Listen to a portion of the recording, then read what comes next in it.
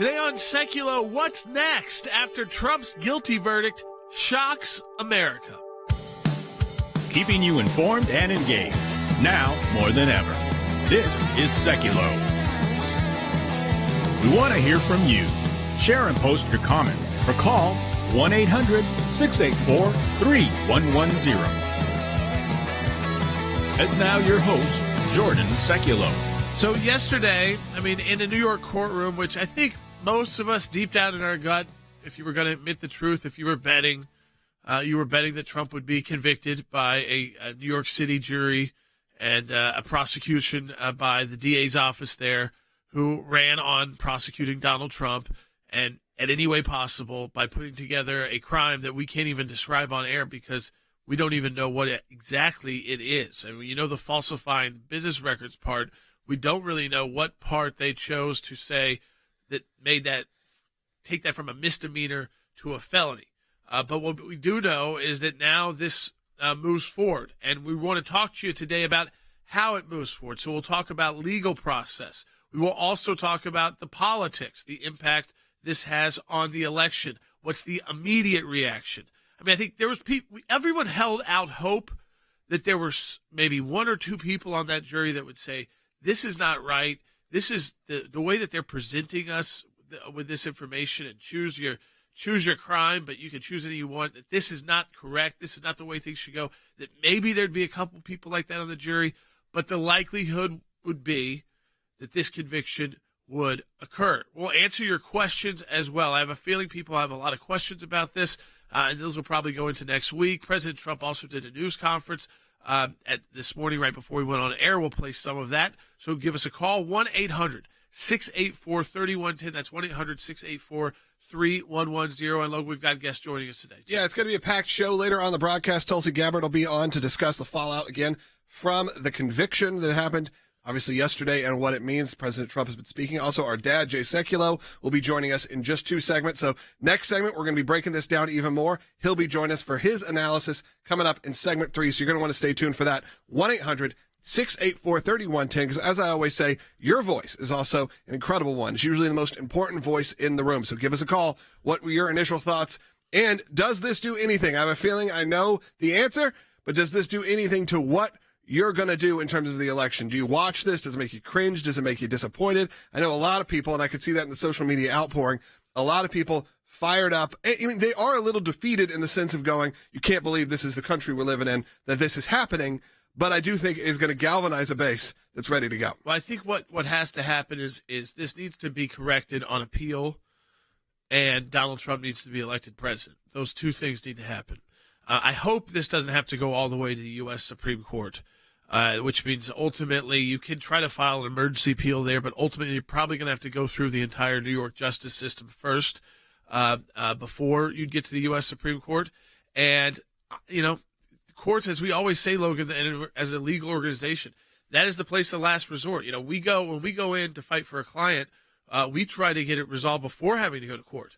We try to say, look, our case is so strong, we're going to beat you in court so bad, it's going to economically be a waste of your taxpayer resources, of your school or a business of your resources. So let's settle this now with our demand letter that we filed. Take care of it easy. Right. And the Supreme Court, obviously, trying to file emergency appeals there, obviously a court of the court of last resort. It will also have an impact on other cases that Donald Trump is fighting as well. So we'll talk about all of that.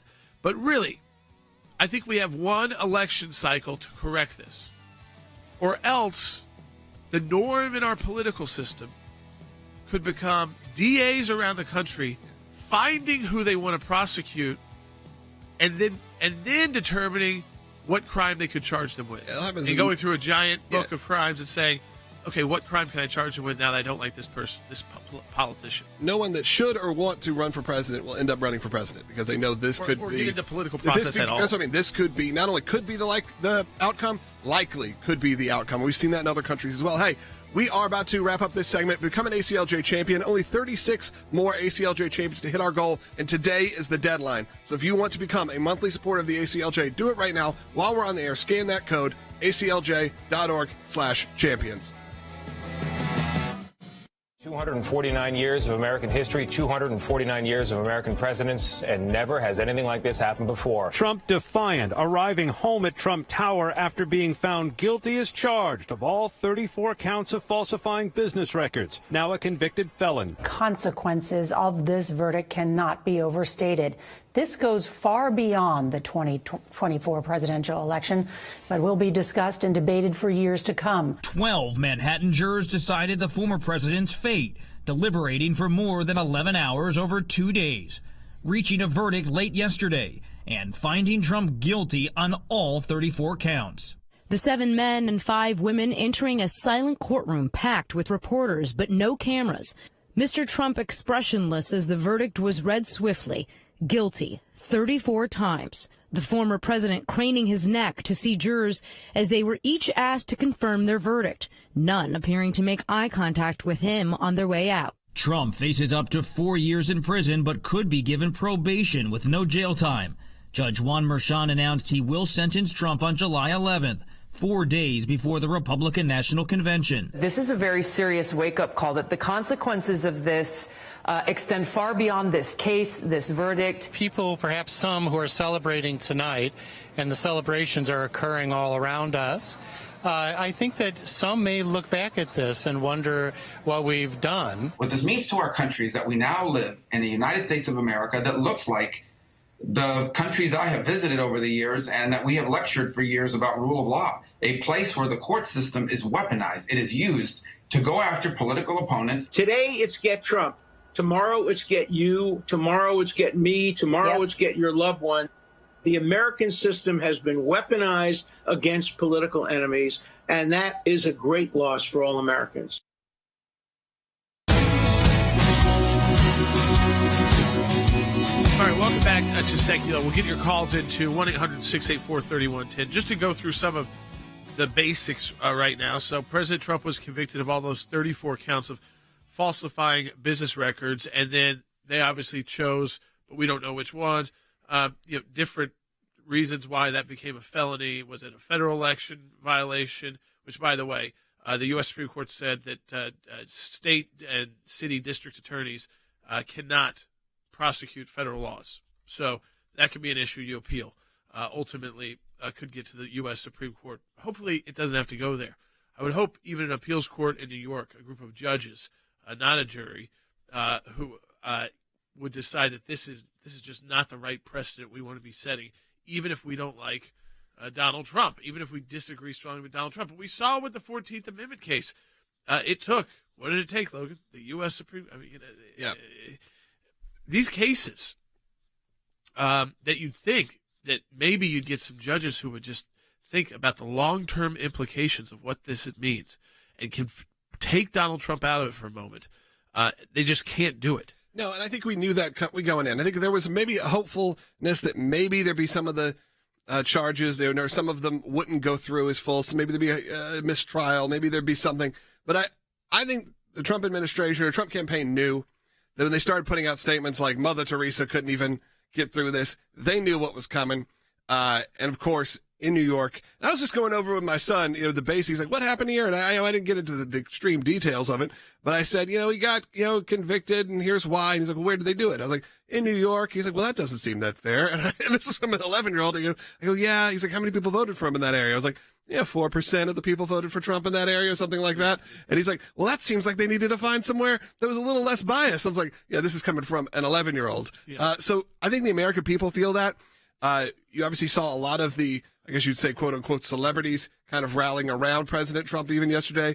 The ones that were on his side, whether those are MMA fighters or whoever it is, saying, they're not going to I think people watch what happened and they're upset by the fact that this is what's going on in our country. If you are a conservative, and if you are not, again, it's sort of like the problem with impeachment. As soon as you start trivializing it, if the Republicans start to go that low, this is just all-out chaos, and that's what could happen very soon. Right. I mean, and a point is, if you don't get it corrected, which means if it's Donald Trump this time, it's the next candidate the next time, and then you end up with another serious problem because Republicans who listen. I don't want to get to a point where we use the legal system against political opponents. But if that becomes the norm, then you end up in a banana republic because you have to survive if you're going to engage politics. And also, who is going to engage politics? Why do you think those countries have such problems with getting legitimate, decent leaders? The reason why is normal, even successful business people don't want to get involved in the politics there like that. They don't want to be the candidate because they know what happens once you're out of office. So even if you didn't lose, even if you finished your term, you end up in prison, or you end up, again, having to fight legal battles for the rest of your life. And so do your allies. So here, I just want to so people know, the sentencing is scheduled for July 11th, 4 days before the Republican convention begins.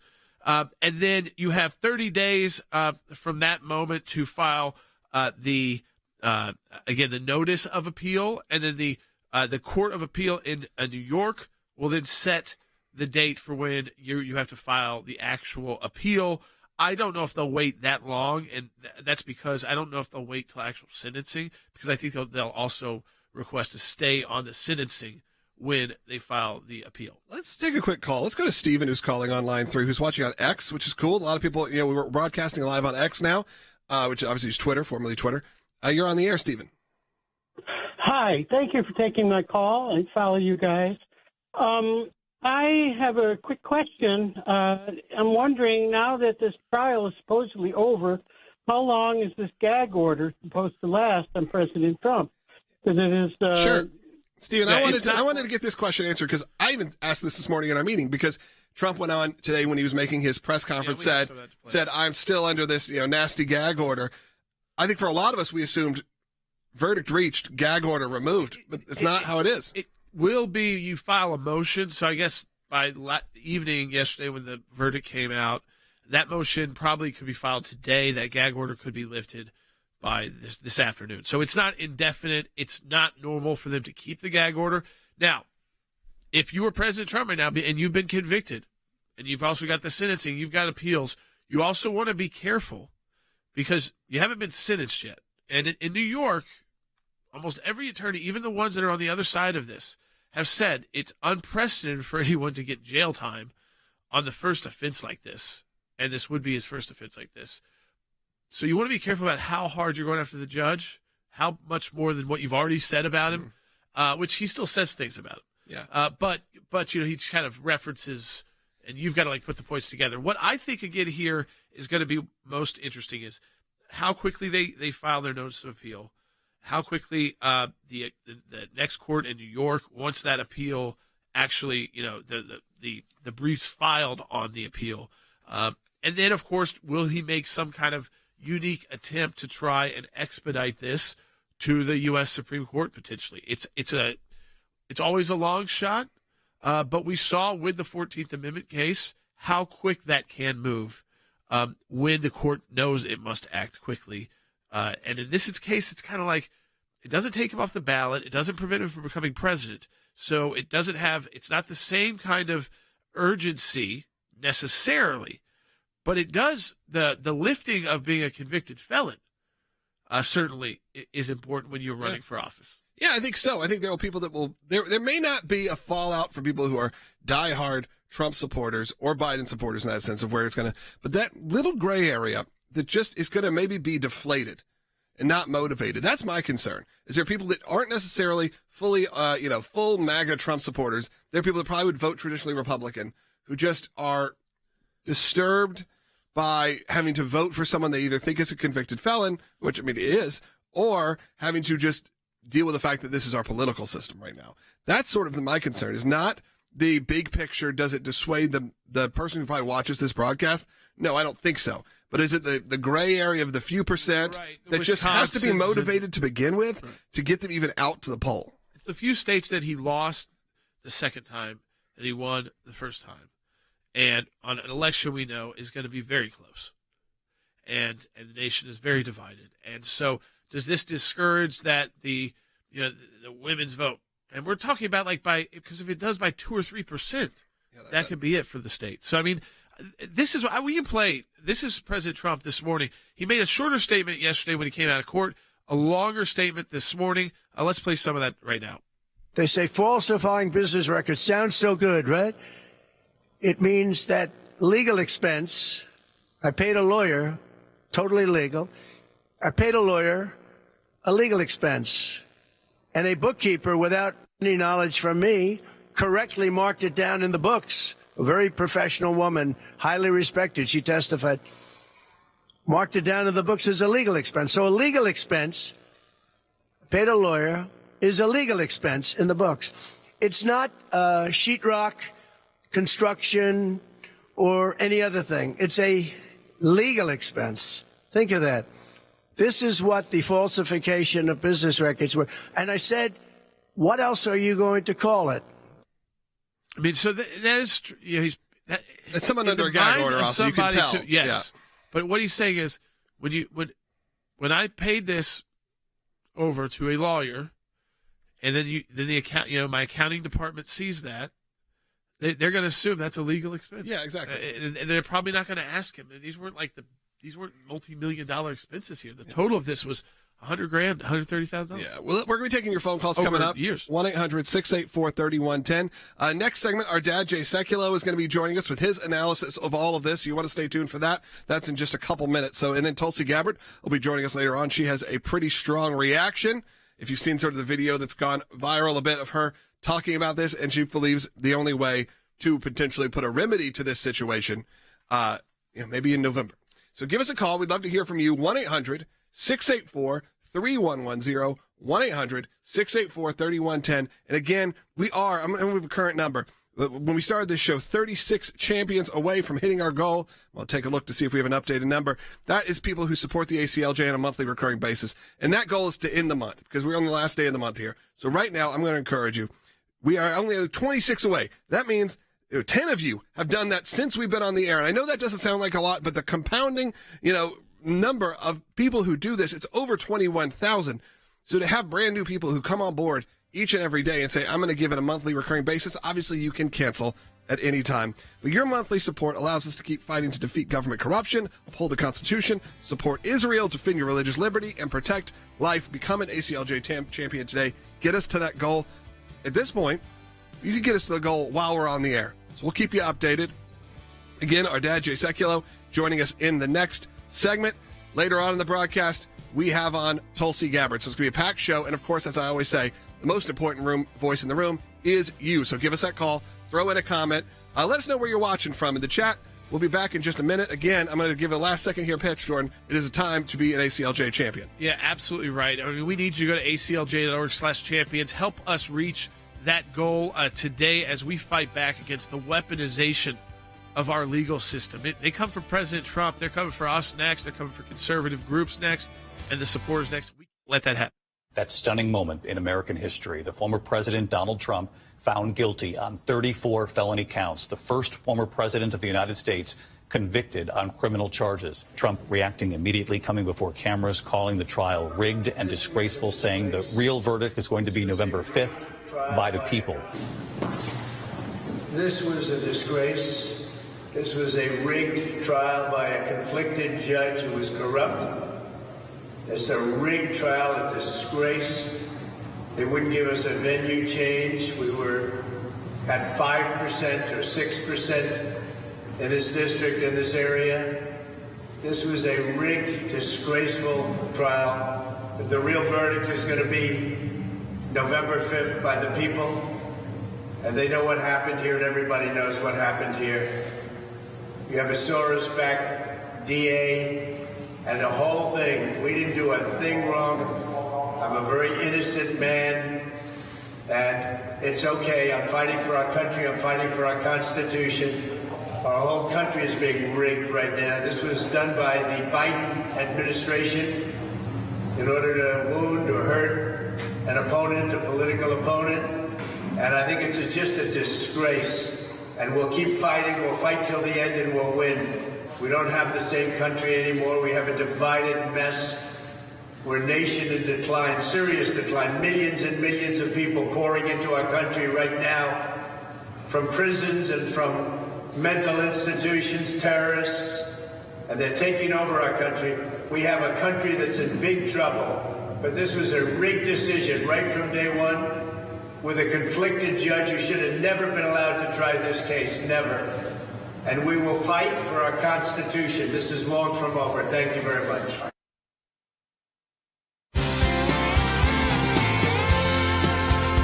right, welcome back to Secular. We are taking your calls 1-800-684-3110. Our dad, Jay Secular, Chief Counsel at ACLJ, is joining us now. And Dad, first, I just wanted to get your reaction to the verdict yesterday by the jurors in this case in New York.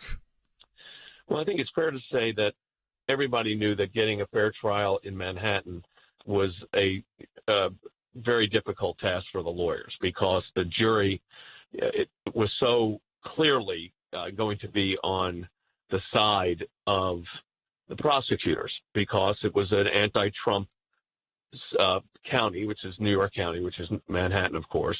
And then secondly, let's be realistic. I mean, I would have never put two lawyers on that jury, to be honest. I think that was a mistake.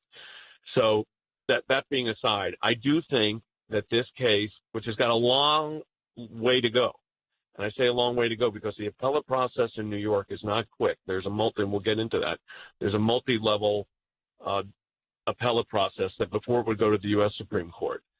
But I think that, is obviously going to be the next recourse. But the reality is that it was an uphill battle to begin with. But I thought that, a hung jury was the more likely scenario. Although, as you and I talked yesterday, George, when they announced at around 4 o'clock that the jury had reached a verdict, I said it's going to be guilty on all 34 counts, because there's no way they could have come up with a hung jury that quickly.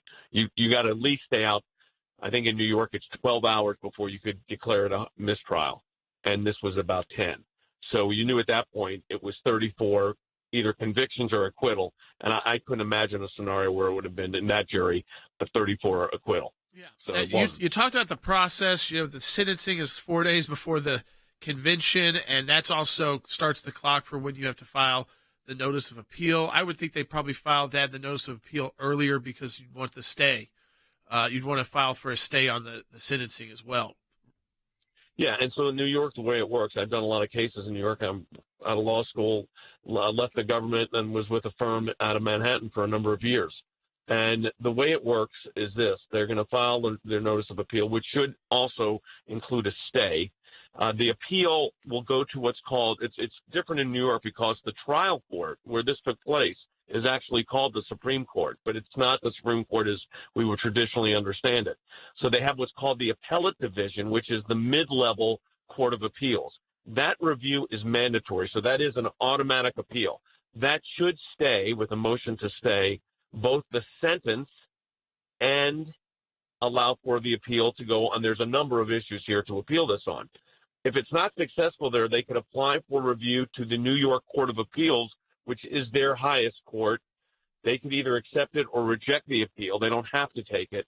If they take it and rule against the president, they could then go to the Supreme Court of the United States. If they take it and rule for the president, the other side could go. So, again, this has got a long way to go. It's also a first offender treatment, and so there should be no way they could impose a sentence of incarceration. But we all knew there was not going to be a fair trial here, and this trial was flawed from the beginning. I think people, a lot of them are worried about the sentencing and all of that because we've seen so many rules and changes happening. I'm actually seeing in the chat right now, one person just asked, do they have to wait for sentencing to begin the appeal process, or is that something that can be happening at the same time? As we know, they've announced that sentencing will occur just a couple days before the convention, the Republican National Convention. Seems, again, like a lot of interesting timing. But, of course, people are concerned with that when they see a lot of changes being made in just these cases as this one has been proceeded. Well, look, I mean, technically, the notice of appeal could be filed. You could file an emergency stay of the whole proceedings. I don't think that will be successful. So, at a minimum, the appeal would be filed, Logan, really at the time of sentence being executed, because that's when everything goes into effect. But everything will be ready, I'm sure, before. Now, if I was the president on this particular one, I'd get a different team to handle this appeal. No question about it. I was talking to some of the colleagues that we worked with, Jordan, that you and I worked with when we were representing the president in the impeachment or in the Mueller probe, and it's a very different type of skill set, obviously, than this.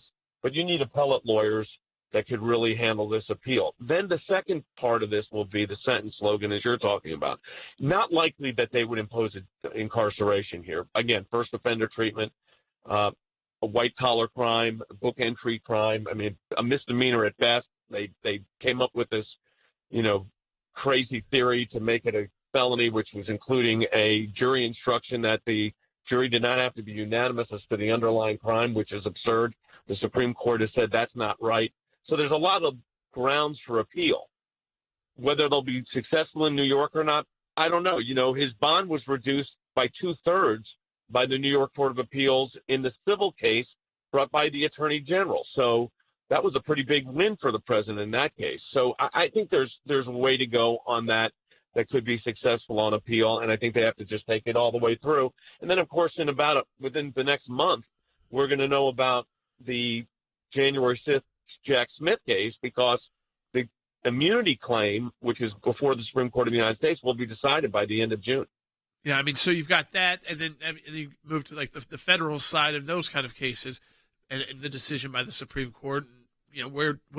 People are. You also wonder, where's Donald Trump ends up next. It doesn't look like it's Florida. That case is slow. Georgia's now on appeal, so it would be if Jack Smith got a friendly verdict out of the U.S. Supreme Court and move forward there out of Washington, D.C., sometime probably post the Republican convention, it would look like.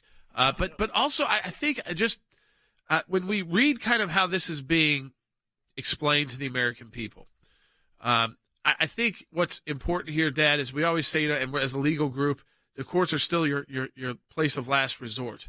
The one way I think we could put a stamp on this and stop the U.S. from going in this direction of a weaponized legal system against political opponents, maybe starting with a president who has been under this attack since he took the oath of office and became president, when we were fighting back against whether it was these congressional committees, and then impeachment 1, impeachment 2, Mueller investigation, and then the post-presidential criminal attacks going after with special counsels and local DAs and state AGs. That truthfully, if the American people vote for Donald Trump November 5th, that may send a message to the left that you might be successful in some of these prosecutions, but that's not going to stop people. The American people will see right through it, and maybe you would pray that this puts an end to this in the United States of America, that we don't become like these countries many of us have worked in, where after you're out of political office, even if you were very successful, you become a criminal. I think that's right, and I think the political ramifications of this will be known at the ballot box. That will be the final adjudication.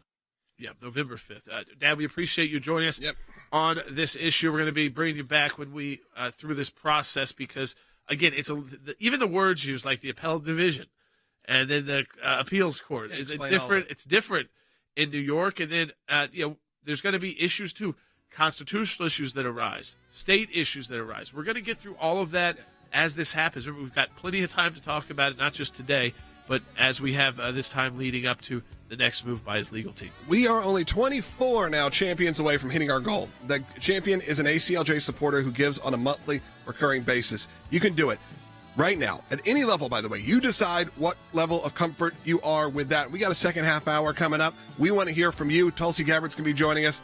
Again, our dad just joined us. Thank him. 1-800-684-3110. Have your voice heard on the air today. But also, become an ACLJ champion. This is only a 1-minute break, but I'm encourage you. Help us defeat government corruption, uphold our Constitution, support Israel, defend your religious liberties, and protect life. Do it right now. Become an ACLJ champion. And we'll be right back with more on Seculo. 1-minute break. We'll be right back. Some people think champions are bored, that it's a title that requires something only a handful can ever possess. There are times in our lives that we are called, every one of us, to step up and serve a cause greater than ourselves. Even when the loudest voices in the room say it's wrong, that it can't be done. It can be a difficult stand, but it's one any of us can make, including you. You can be the change. You can make that difference. You can be a champion. We cannot do what we do without you. By becoming a monthly donor, you can become a champion of life. A champion of liberty, a champion of freedom. Please join us. Become an ACLJ champion today.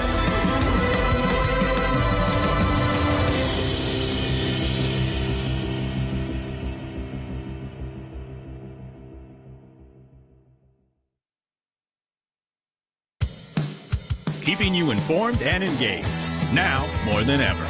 This is Seculo. And now your host, Jordan Seculo. Yeah, I'm seeing some folks, too. They're saying, what else can the ACLJ do? And usually, what we've done, we did the 14th Amendment cases. We were the first to file there. Alongside some of that case when it went to the Supreme Court was our case as well, representing 14 different states. And it ended up, the Colorado being key in that case, making sure that Donald Trump would be on the primary ballot, which the Supreme Court ensured he would be. In those states, some of those were secretaries of states that did it on their own, some were courts that did it on their own. So we did that case. Now when we look at appellate issues here, that's really in the ACLJ's ballpark, especially what issues get appealed. Are they constitutional issues like due process, Fifth Amendment due process? Are there Sixth Amendment issues like witnesses and the fact that they weren't able to bring in that election expert, Brad Smith, who was the former FEC commissioner, is a law professor, even though the Sixth Amendment guarantees the person charged with the crime to bring in witnesses that can add to their defense. And so you've got those, plus those unique issues that came up, like not really unanimous on what the crime was. I mean, that's again. So there are ways I think you'll see the ACLJ be involved once again. This is going up. We a lot of our work is appellate and beyond. And a lot of times we get calls when people have had trouble at the trial court level, and then they'll call us at the appellate court level. Sometimes, some of our cases that we do, the religious liberty case, we take right from the beginning. But I wouldn't think at this point that you're just going, that this is the end of what the ACLJ is doing, is just talking about this one. We now will watch closely to see the moves. As my dad said just in the last segment, likely a whole new legal team will be brought in to handle the appeals process because it is a different set of skills than doing a jury trial. A 6-week jury trial versus a 1-day appellate trial over maybe an hour or 2 hours is very, very different. And so we will look to that at the ACLJ. And, of course, if those issues align with what the ACLJ does, we can do it that way. And remember, in the past, we've done it outside of the ACLJ through private law firms if we've had to. Yeah, let's take a call real quick. Let's go to Jim, who's calling on Arkansas on line 3, watching on YouTube, which we appreciate all our YouTube viewers. If you're watching on YouTube right now, I'm going to ask you, if you're brand new to the broadcast, hit that subscribe button. But Jim, you're on the air. Thank you very much, guys. I appreciate that. And I do appreciate you answering the first questions about the gag order. And I understand Trump can't do anything about, saying anything, but why can't somebody else take the judge to court? I mean, we understand. I mean, even the bar association. So you have to have standing. So, again, you'd have to have standing to take the judge to court if you believe they're biased. And that's, again, they can argue that now on appeal, that there should have been a recusal, and the recusal should have existed because the judge had been warned once about, even though he made a small donation to President Biden, that they're not supposed to be doing that. Also, because of his daughter's business and that she benefits from Democrats who had winning elections, and so the opponents of Donald Trump, including Adam Schiff, who led impeachments against Donald Trump. So there are issues there. But, I mean, I think, again, what you see in the judicial system is oftentimes in these motions to recuse, it's the judge themselves that makes the decision. Sometimes that's different in different jurisdictions. But like at the Supreme Court, they decide if they're going to recuse themselves from a case. That's it. I mean, so you have to be careful, too, because sometimes they will do it on their own without you needing to ask. And that's the best way for lawyers, honestly. They tried in this case, and the judge said no. Hey, coming up next, Tulsi Gabbard is going to be joining us. We want you to join us as well. We got a few lines open right now. 1-800-684-3110. 1-800-684-3110. Last check-in, we had 24 champions to go. Again, this is the last day of the month, so we spent some time telling you about the work of the ACLJ, why it's important for you to get involved, and encourage you right now. What I'd want to ask for you to do is become a monthly supporter, an ACLJ champion, as we call them. Give monthly. ACLJ.org gets automatic recurring membership. All you got to do is put in your level of what you feel comfortable at giving. This is not a set membership price. This is Become an ACLJ Champion, which is just a monthly recurring donor. Gives us a great baseline. We're back with you and Tulsi Gabbard coming up in the next segment. Donald Trump is a convicted felon. A jury of 12 New Yorkers found the former president and presumptive Republican nominee guilty as charged of all 34 counts. President Biden is guilty of turning our country into a banana republic.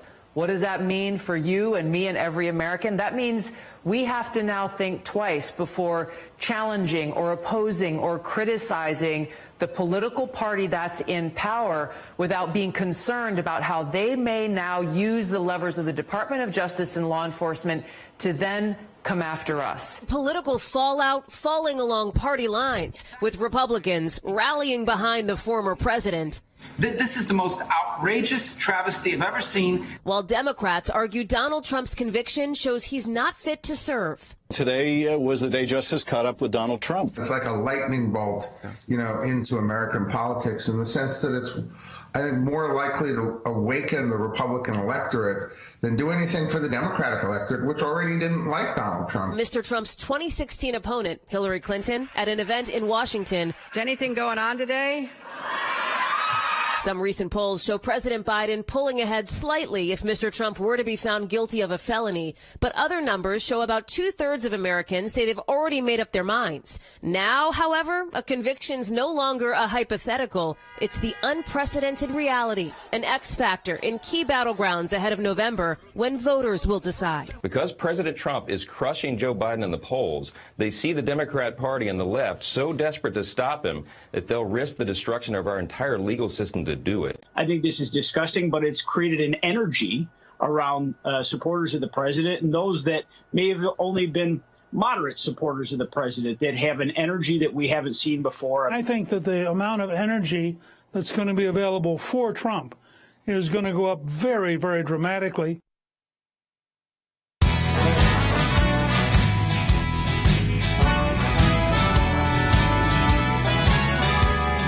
Welcome back to Seculo. We are joined by our senior analyst for Seculo, Tulsi Gabbard, who has been very outspoken since this verdict came out yesterday. And it's great that we were able to get her for the show and get her take for all of you. Tulsi, as someone who has served as a member of Congress, you've got a New York Times bestseller out right now, For Love of Country, Leave the Democrat Party Behind, which, again, New York Times bestseller. We've got it right here for people, so you get that wherever books are sold. But you said, Tulsi, ultimately, and I think for the American people, we're getting a lot of technical calls. And I want to tell people right away, I just got a text from my dad who said, at the appellate level of this, we'll file the ACLJ. So that's how ACLJ will engage right away at that level. So another legal question answered for you. But Tulsi, I think for what you said yesterday was key. The key to really winning this issue so that we don't become the banana republic that this makes us look like to the world, and these world leaders kind of mocking potentially President Trump, is voting for President Trump on November 5th. I mean, you said it that clearly yesterday. Yes, it is. It is that clear. I'm not an attorney, so I won't get down into the weeds of the legal stuff like all of your other, you guys and your experts are weighing in on. To me, this really is one that should be of concern to every American. I've been listening to a lot of the commentary since the verdict came out yesterday, even from a lot of Republican leaders, and there's a lot of excitement, sadness that this is happening, but a lot of excitement to see how Republicans who maybe weren't all on the same page before are uniting and getting energized by understanding what's at stake. But my hope is that this is not and should not be a partisan issue. And this is the message that I hope to carry to Americans across the country, is that this is not about whether or not you're Republican or Democrat or an independent or libertarian. This is not about whether you like Donald Trump or not. Frankly, this isn't even about whether you like Joe Biden or not. We have to look at the facts of the consequences of what President Biden, his administration, and the weaponization of the Department of Justice has done and has resulted in. If we, the people, allow this to stand. If we allow the party that's in power to weaponize these institutions against their political opponent, which is Donald Trump, but also the many people, unfortunately, who also have targets on their backs, who are everyday Americans who are not running for office, but who happen to speak up in opposition to President Biden's agenda, or who happen to speak up not even just for President Trump, but for things like, making sure that, their little girls are able to participate in sports without having to be concerned about competing against biological boys, parents who are protesting at Board of Education meetings, pro-life protesters. A lot of the people that the ACLJ actually steps up to defend, if we allow this new norm to be set, this precedent to be locked in stone, which will happen unless Joe Biden is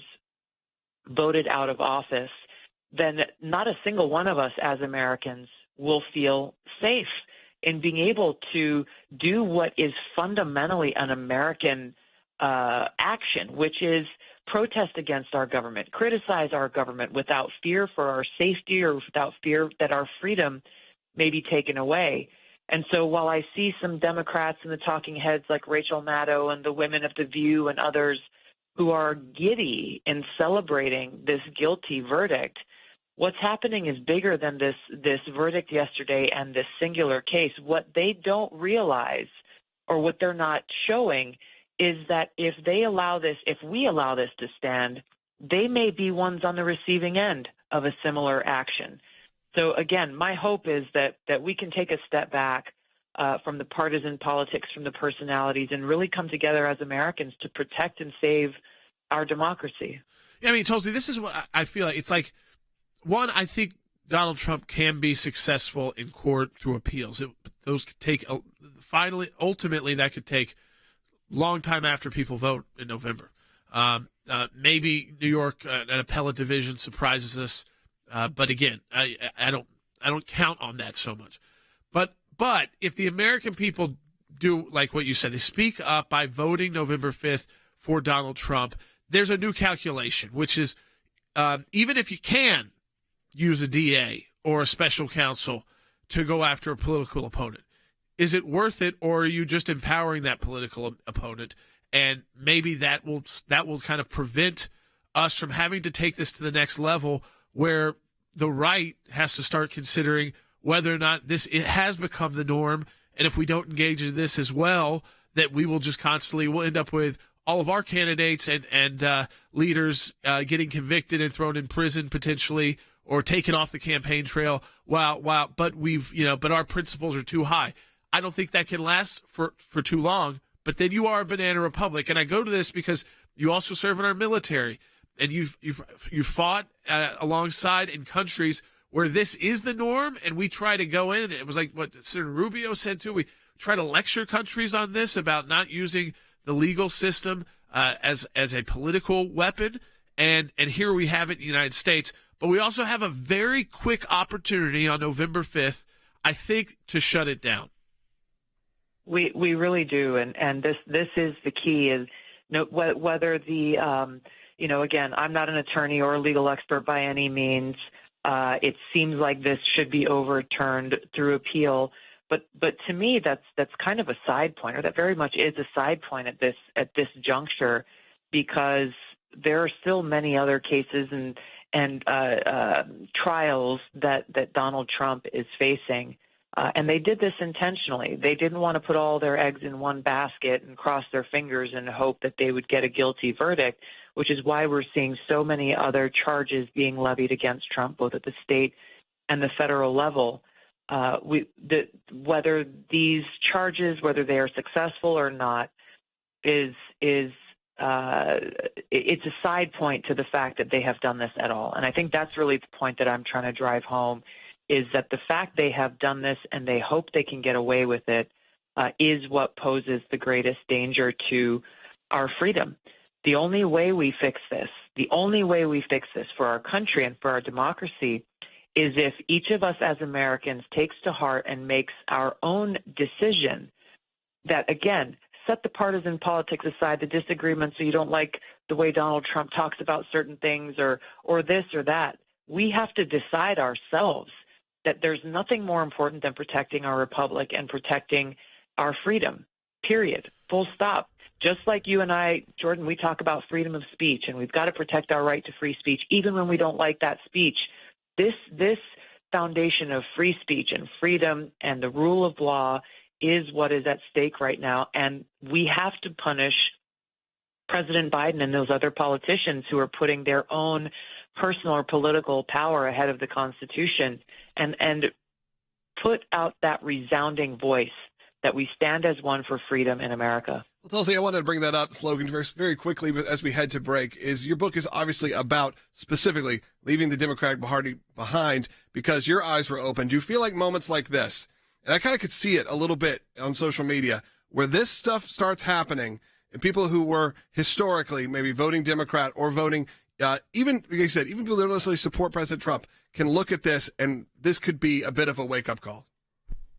Yes, I hope it is. And again, this is anecdotal. I was scrolling on X last night, and it was heartening to see how many people were saying, I never would have thought I would vote for Donald Trump, but now I know that I am.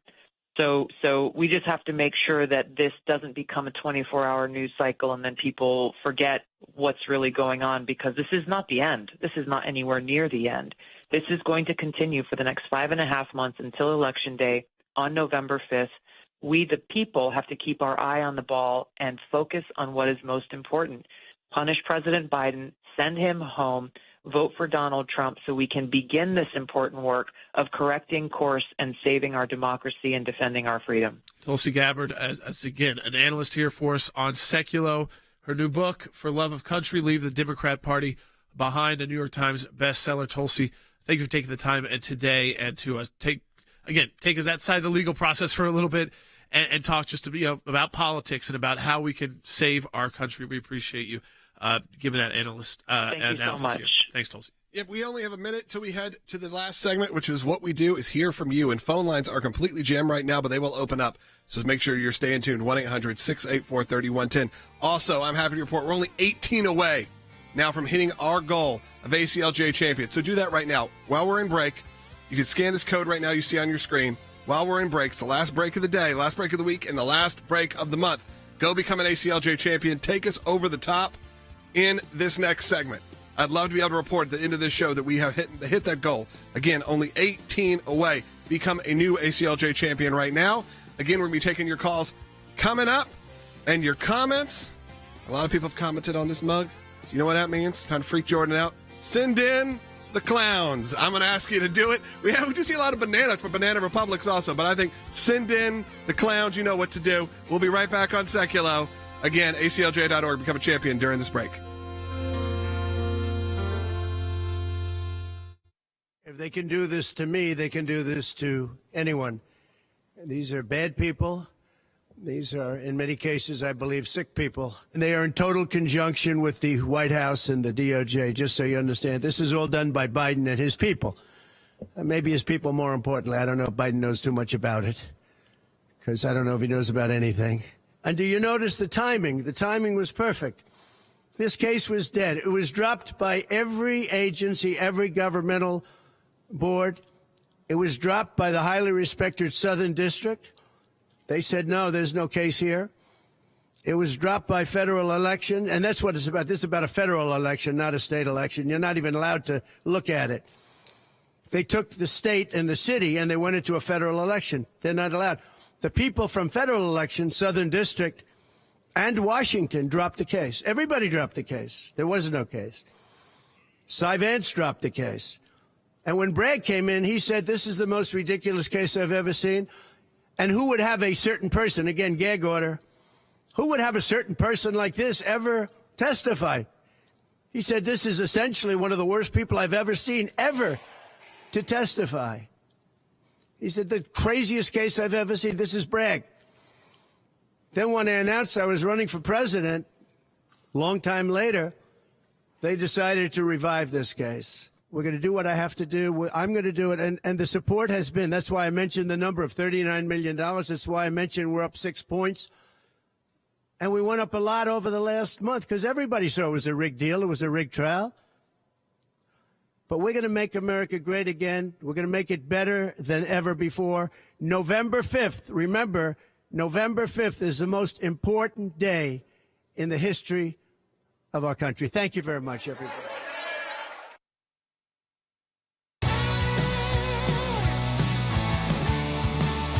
All right, welcome back to Secular. We're taking your calls. We'll go right to Dean in Texas. Been holding on.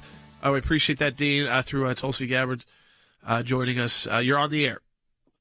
Yeah, my question is, where's your profession? Where are the lawyers and the bar associations announcing this stuff that seemingly looked unconstitutional, illegal, and yet they were super quick to disbar Trump's lawyers for speaking out? Yeah, I think you are seeing a number. I mean, depending on where you get your news, you're seeing a number of attorneys. This is ridiculous. I mean, you're hearing from us, so the ACLJ. You're seeing it from everybody on Fox News, even some on CNN, who are being honest, say that, this is kind of weak and on appeal, and so, don't get too far ahead, even if they kind of like the idea. Now, if you're talking about the Bar Association going after attorneys, I think that was wrong in the situation when it involved anyone involving President Trump. And I think that's wrong to go after the DA's office. You have to have, I think, more evidence than just this is, in our mind, bad faith because they decided to ultimately bring a charge. They went through a process. They convinced a jury.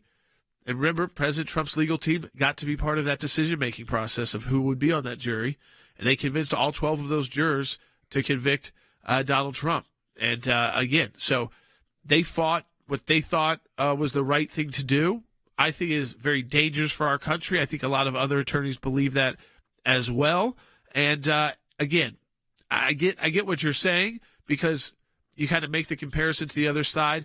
What we are hoping for, this is for the country, is that doesn't become a tit-for-tat situation.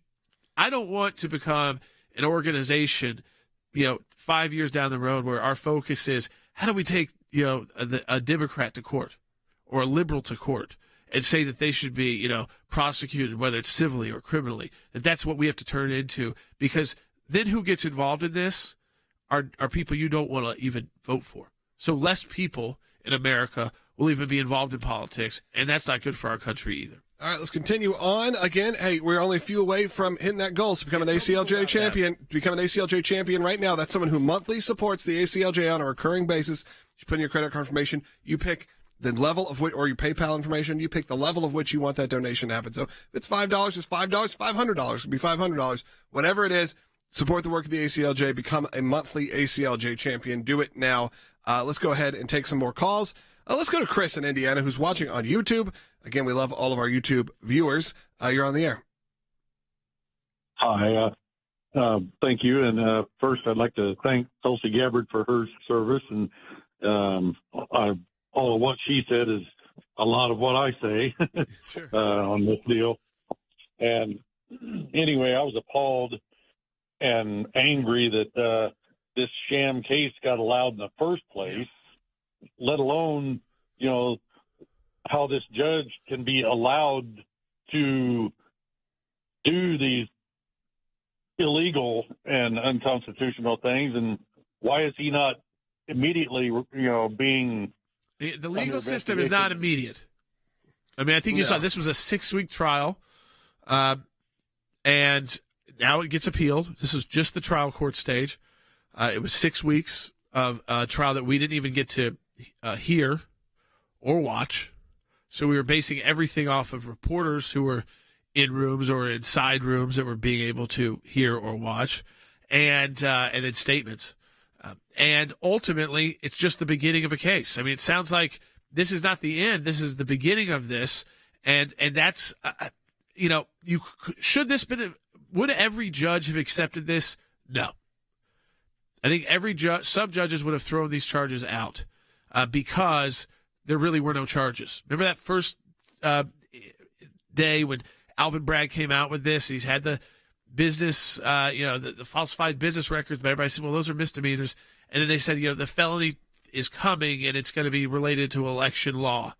And then what we saw was you could pick, maybe you thought it was New York elections or federal elections, which, by the way, he's not allowed to do.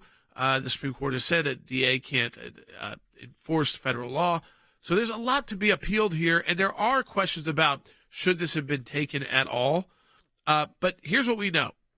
You can find the jurisdictions, I think Sean Hannity said last night too, and the places right now in our country that are going to be most hostile to you if you happen to be a conservative, especially a conservative who supports Donald Trump publicly. Now, what's good? The good news out of this.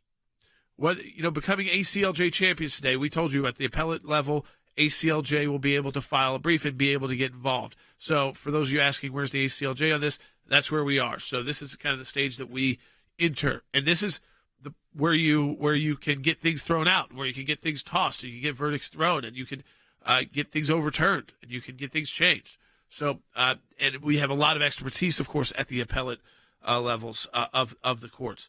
But the second part is, Logan, 37% of the donors last night to Donald Trump, which I think ended around 35 million, and that's while the website for online donations went down for about 20 or 30 minutes, which could have been another $10 million. Yeah, for sure. But the more interesting fact was not to me just the money, but that about 37% of those donors had never donated to Donald Trump before. So these were not people who donated for him last election cycle, or the previous election cycle, or on this election cycle, but because they saw what they felt was something that was wrong, which we believe it was absolutely a wrongdoing, they decided, you know what, I'm not going to just vote for Donald Trump. I'm going to use my own money and make a statement. Yep. I think we saw that in a huge way last night. I think a lot of people were discussing that. Let's go to Don, who's calling California, watching or listening on the radio. Don, you're on the air. Oh, great show, guys. Bless you for what you do now more than ever. This is so terrible. This isn't the rule of law. This is a reign of terror. It's literally tantamount to judicial terrorism. I can't state that too strongly. It isn't a travesty of justice. It's a rank obscenity. Lady Liberty is weeping today. Lady Justice is weeping today. And all our enemies, every dictator in the world is laughing at us. America, you lecture us, look at you. This is a disgrace, and it cannot stand. I was telling your great screener, Moses thought it was all over when he was cast down as a prince of Egypt. He was kicked out into the desert. No, his life was just beginning. I said, Mr. Trump, be of good heart, be of strong heart. God isn't finished with you yet, and God isn't finished with the USA yet. Let's all rise up. Yeah, listen, I think when you said that too, that the idea here is this is just the beginning. That was my point earlier too, is that Donald Trump's a fighter. I mean, I don't think you want to have to, be convicted of felonies to raise $35 million, but it does show you that you've got a lot of support that the American people, especially when a third of those donors are brand new to you. So they may be people that would vote for you, but they were not people who were willing to give you money. Yeah. And by the way, if you give over $250, people can see that you did that. Hey, I want to say to John and Dee, I'm sorry we didn't get to you today. I know they're on hold for about over half an hour. About the ACLJ champions. Let's hit that number today. Yeah, we are so close. We are just probably 15 or so away from hitting our goal, which is our monthly goal of brand new ACLJ champions. Those are people that reach out and say they want to support. Over 21,000 of you have done it, and we are looking to hit our goal today because it is the last day of the month. It is the most important day always for the month. So do it right now. Go to aclj.org/champions, or if you're watching, you can scan the QR code and you can become a member. You pick the level financially, but help defeat government corruption, uphold our Constitution, support Israel, defend your religious liberties, your freedom of speech. Do it right now, and obviously always protect life. And we're doing that here at the ACLJ each and every day. Thank you all for listening, for watching, and we will talk to you on Monday. Again, aclj.org/champions.